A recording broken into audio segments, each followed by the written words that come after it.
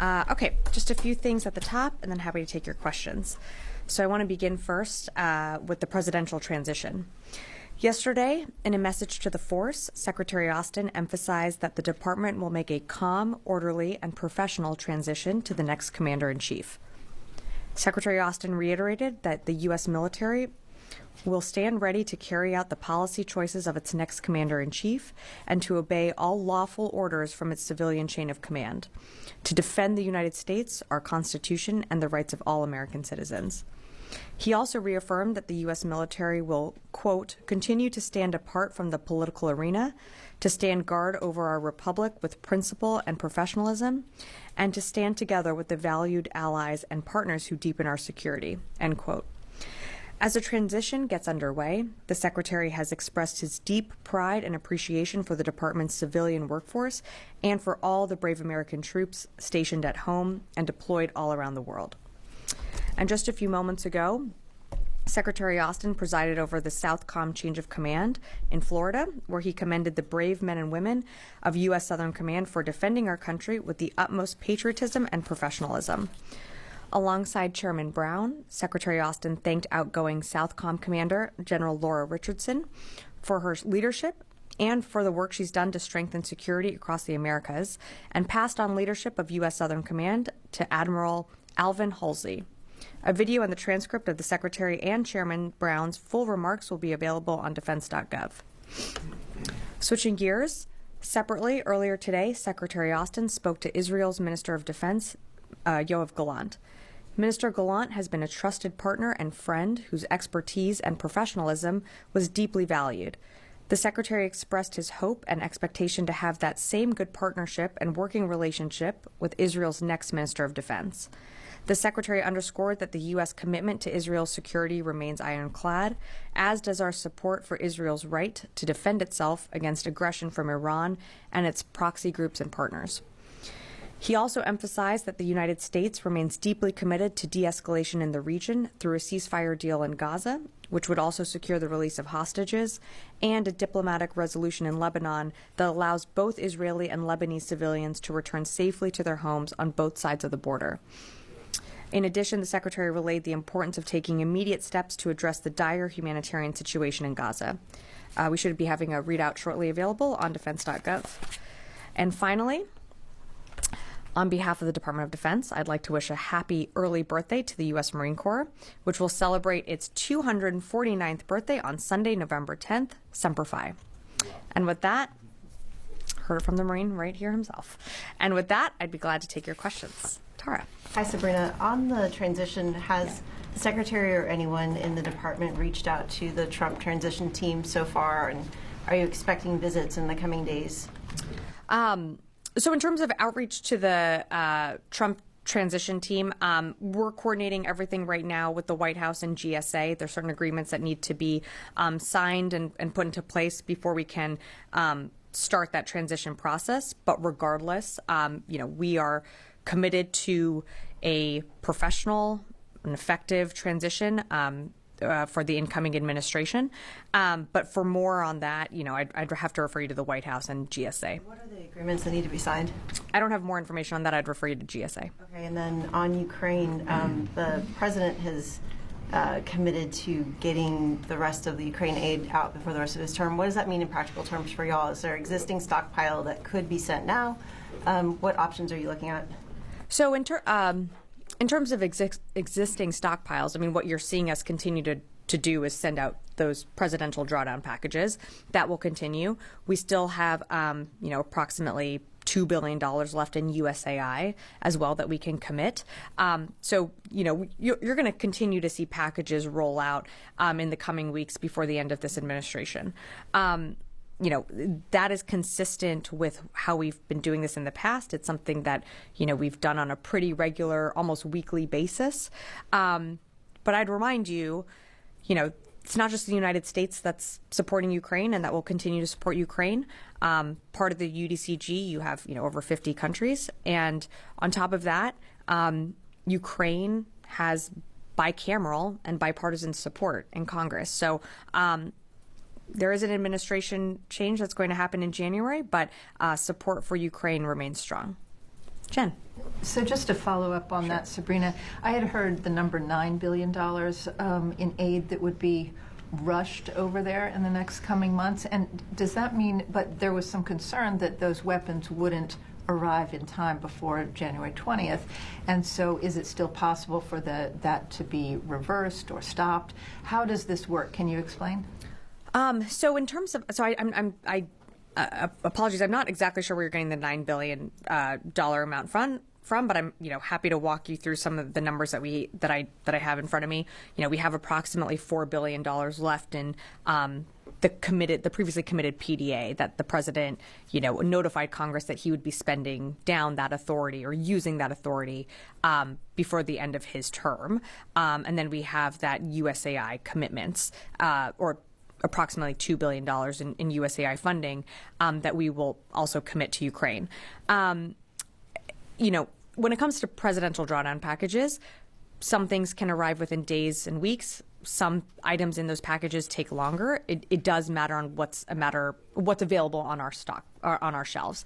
You're going to see us continue to draw that down, pretty frequently. Could there be things that go out beyond January 20th? I can't say for certain right now, but we're committed to drawing down those PDAs. The USAI contracts, those could go for longer. But again, those are commitments and contracts that this administration has signed, so we would expect those to be upheld. And back in January, the Inspector General had found that $1 billion worth of aid, military aid, had not been accounted for. Are you concerned that rushing this next tranche, there may not be accountability, and that some of this drawdown could, disappear? We're not. We are very confident in the processes and procedures and measures that we've put into place when it comes to getting aid to Ukraine and taking accountability for all of that. There have been reevaluations over time.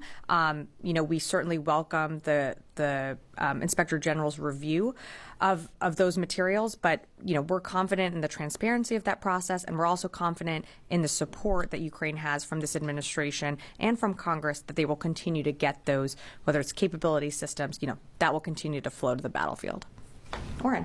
Two questions. First is a follow-up here. Do you have enough weapons and equipment in current stockpiles and what will be produced before January 20th to actually use the remaining $4 billion in PDA? Well, the president made the commitment that would be drawn, that we would use that PDA authority and before the term ends. So, we're always constantly backfilling and restocking our shelves. It's something that we're confident in getting those commitments to Ukraine when that comes to that over $4 billion in authority. But that doesn't answer the question. Do you actually have enough to use all of it? Are you saying you do? We are going to use it, and the president has committed to that. And so I'm not going to get into an Excel spreadsheet of what we have on our shelves, but we're committed to providing Ukraine what it needs, and that includes that $4 billion in authority. And then my other question, thank you. We noted the wording of lawful orders in the Secretary's message to the force. President-elect Donald Trump has spoken repeatedly during his campaign about how he would use the military, including active duty and National Guard, for domestic issues. Is the department preparing for that possibility? And what's the message to the force about how troops and commanders should be thinking through that? So look, I'm certainly not going to speak to hypotheticals. And the Secretary said, pushed out a memo to the force that I think captures the sentiment of where he is and this administration. I think it's important to remember that the military is apolitical. And so, as it says in his memo to the force, the U.S. military will stand ready to carry out the policy choices of its next commander-in-chief and to obey all lawful orders from its civilian chain of command.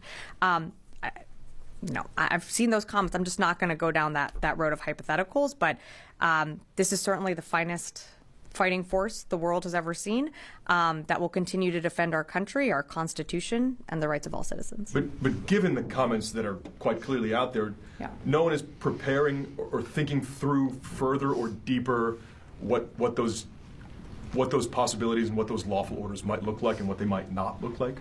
Well, it's certainly things that we take seriously, but I'm not going to get into hypotheticals. It is we are going to ensure that there is a peaceful and calm transition and set up the incoming team for the success they need to carry out the mission of the department.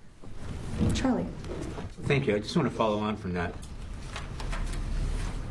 Are memos like that standard operating procedure? And Yeah, the was Secretary that- has sent out memos to the force on occasion. No, but in a transition, like neither of us were here 4 years ago. What was it necessary, and was that a message not only to the outgoing teams but the incoming teams? I can't speak for during the previous administration. I can only speak for the Secretary. The Secretary, the President, members of the interagency, other secretaries, other cabinet secretaries have issued memos to their staffs before. It is not unprecedented. We've done that, whether it be with an election or, another major event. You've seen the Secretary issues memos to the force, including, some of his initiatives that he's rolled out, whether it's, in the bucket of taking care of our people. Those are things that go out to the force. So it's not unprecedented. This was a message that he wanted to clearly communicate to an apolitical military and one that is going to continue to serve the next commander-in-chief and other administrations down the road. In that brief message, he seemed to be addressing serious concerns. He was very specific. Which part? Well, Give more a lot of it, specifics? when he's talking about lawful transformation and the military is going to stay apolitical, it seems like this is a message not for the people in this building and people who are wearing uniforms, but the people who will be running the show from January 24th. Well, the message was addressed to the force, so it was a message for the force here and all around the world where our forces serve. I think the Secretary also in his message to the force was conveying his deep appreciation for the military. He has served over 40 years in uniform. He understands deeply the contributions that the men and women in uniform provide every single day. He understands deeply the value that our civil servants provide every single day. I have had the amazing honor and privilege to work alongside some of these individuals, and they're going to continue to work with the next administration that's coming in. This was a message about the incoming team and the transition of power, and we're going to make sure that the Trump transition team, when they are ready to start that transition process, it is one that we are working with them on. Can I ask an Sure. unrelated question? Yeah. Regarding the plea deal with the 9/11 Sure. co-defendants, is the Secretary ready to accept that judgment, or will he perhaps pursue it further? So we're reviewing the decision, but I don't have anything further at this time. Tom. Thanks, Sabrina. What does it say about the state of America today that you feel it necessary to repeatedly declare that the Pentagon will make a calm and orderly transition to the next Commander-in-Chief? It should be a given. It shouldn't be something you have to say from the podium. Look, Tom, it's something that we felt the need to reiterate. I think you've seen in the past there have been transitions that haven't been seamless, that haven't gone as peacefully. We are committed to ensuring a peaceful transition and ensuring that the incoming team has the building blocks and everything it needs to be successful. And so, that is a commitment that this administration made, and it's not just the Secretary that you've heard make that commitment. It's the President and the Vice President, and you've probably seen other cabinet secretaries make that as well. I think Charlie touched on this, but Sure. the transition in 2020 from Trump to Biden, were there any specific issues that you can recall at that point? I wasn't here, so I can't speak to that. Janie. Thank you, Sabrina. Two questions on Ukraine and the North Korean military. Ukraine President Zelensky said that the 12,000 North Korean troops would soon be deployed in battlefield. At the same time, he said that he knew the location of the North Korean military